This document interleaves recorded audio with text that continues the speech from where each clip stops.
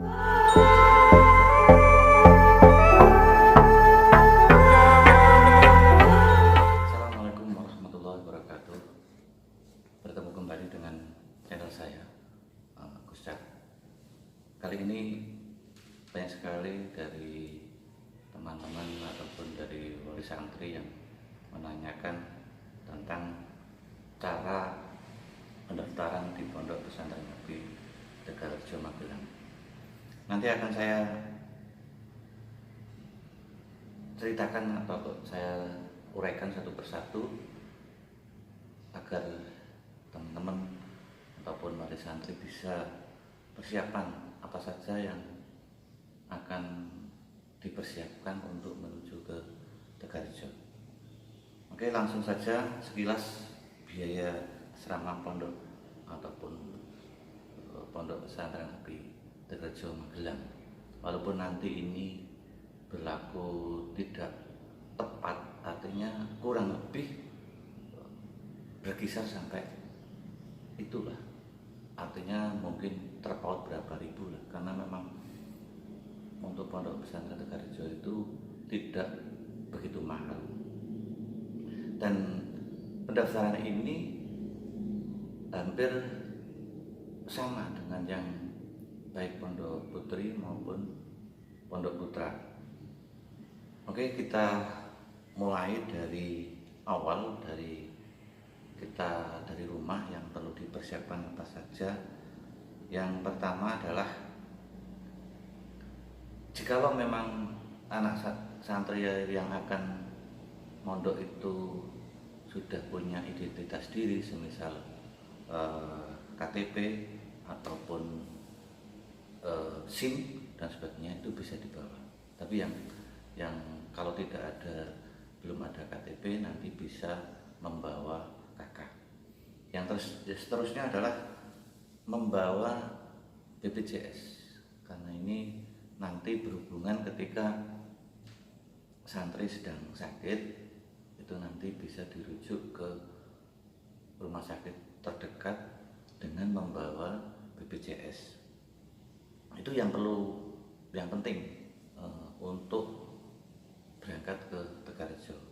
Kemudian untuk perlengkapan yang pertama adalah mungkin perlengkapan sholat ya, seperti sarung, kemudian ada peci hitam seperti ini, kemudian ada sajadah dan tasbih.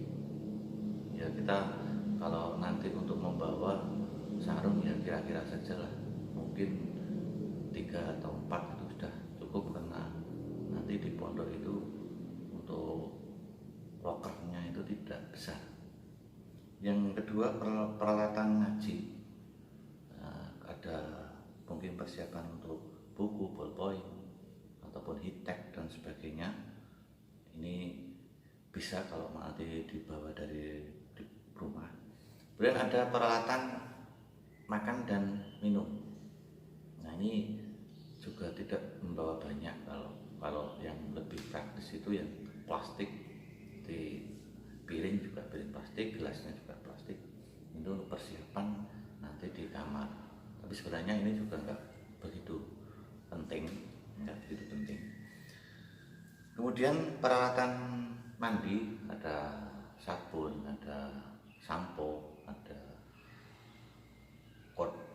kotak wadah untuk sabun dan sebagainya, itu nanti bisa. Dan andai kata nanti di rumah kok nggak ada, nanti di pondok pun, di koperasi atau di toko-toko sekitar pondok itu sudah banyak. Artinya ketika berangkat dari rumah, peralatan seperti sholat, peralatan ngaji, kitab, terus kemudian ada piring dan sebagainya, ada alat mandi, itu semua di pondok sudah disediakan. Artinya disediakan di koperasi ataupun di toko-toko yang terdekat. Kemudian yang selanjutnya adalah himbauan atau larangan yang penting saja yang kami sampaikan, karena kalau kita terangkan banyak sekali yang dilarang, maklumat dan sebagainya banyak.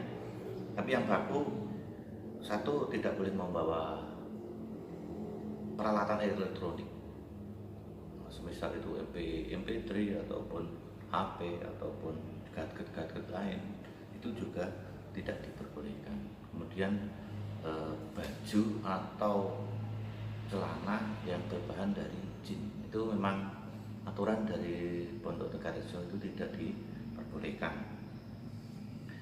Kemudian kita menginjak untuk kita kan sudah berangkat. Ini saya menerangkan dalam kondisi normal ya, bukan dalam kondisi pandemi atau COVID sekarang. Saya menerangkan ini dalam kondisi yang normal.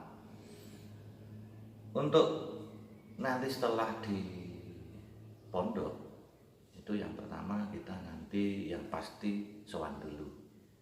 Sowan nanti aturannya adalah sowan di rumah dalamnya Ibu Nyai, Simbah Nyai Hajah Nyai Khudori, Bu Halimah Khudori. Kemudian nanti sowan ke Bapak Kiai Haji Mudrik Khudori, dan kemudian ke rumah ke dalam Bapak Kiai Haji Hanif Khudori. Itu mungkin yang baku ya, yang penting. Jadi kalau nanti kok ada mau sowan-sowan yang lain monggo terserah, tapi yang terpenting adalah itu. Kemudian setelah nanti sowan baru kita pasrahkan ke pengurus. Setelah pengurus nanti ditempatkan di kamar, tergantung daerahnya masing-masing. Nanti kok Pekalongan ya di kamar Pekalongan, kata nanti dari Kendal ya mungkin di kamar Kendal, dan seterusnya. Nah setelah itu untuk pendaftaran itu tidak langsung kayak di lembaga-lembaga sekolahan umum ya, harus mengisi daftar ini ataupun harus formulir dan sebagainya, nggak ada. Karena ini pondok salaf, sekali lagi saya terangkan bahwa Pondok AB Tegarrejo adalah pondok salaf yang lain dengan seperti pondok modern atau pondok-pondok yang sekolah. Dengan sekolah itu nggak sama, jadi lebih mudah, lebih gampang. Nah kemudian untuk pembayaran santri baru ini pendaftaran murah, hanya berkisar 5.000, murah sekali, jadi biaya nggak mahal. Kemudian untuk nanti ada uang pembangunan, nah itu sekitar ya itu 50.000. Kemudian nanti ada pembuatan KTA, kartu tanda anggota santri, itu biaya hanya sekitar 7.000. Kemudian nanti ada biaya pembangunan komplek sekitar 2.000, totalnya sekitar 70.000 lah, itu sisa 70.000 itu sisa. Nanti setelah itu masuk ke kamar, nanti ada uang pangkal kamar, ada biaya untuk loker, biaya untuk bantal dan sebagainya, itu berkisar sekitar 25.000, dan yang lain-lain itu ada 30.000. Jadi jumlah keseluruhan untuk biaya santri baru diperkirakan saya tidak tepat ini, tidak tepat, itu hampir 125.000. Nah, ini pendaftaran ini sudah meliput daripada di pondok juga termasuk di kamar. Dan ini tidak harus begitu datang harus daftar gitu, enggak. Jadi kalau di Pondok Tegarrejo itu datang kok nanti di kamar dulu daftarnya 1 hari 2 hari bisa. Tidak harus begitu datang harus mengisi formulir dan sebagainya. Jadi bisa kira-kira anak tersebut kerasan atau tidak. Kalau memang nanti 1 hari 2 hari sudah enak, sudah tinggal di kamar itu sudah nyaman, barulah nanti bisa untuk mendaftar. Sedangkan untuk kebutuhan per bulan, jadi ini kita bahas bahwasanya untuk pendaftaran itu sekali lagi di Pondok Salaf itu mudah sekali. Jadi jangan sampai punya angan-angan seperti lembaga yang lain ya, sekali lagi ya. Maka untuk pendaftaran ini dibuat semudah mungkin.